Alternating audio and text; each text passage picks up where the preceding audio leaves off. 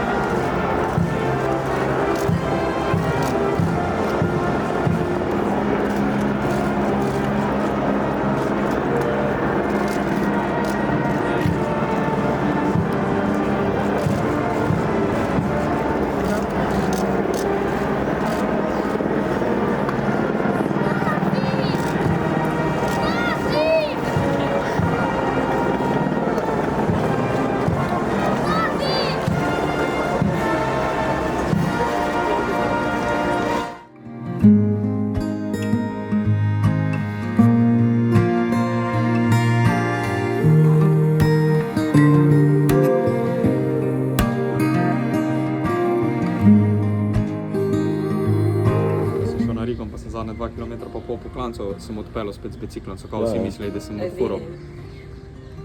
Na srečo, ne, ker itak je bilo tako, da sem mogel tisto odfurati. Ne, ko sem šel mimo, ale ljudje...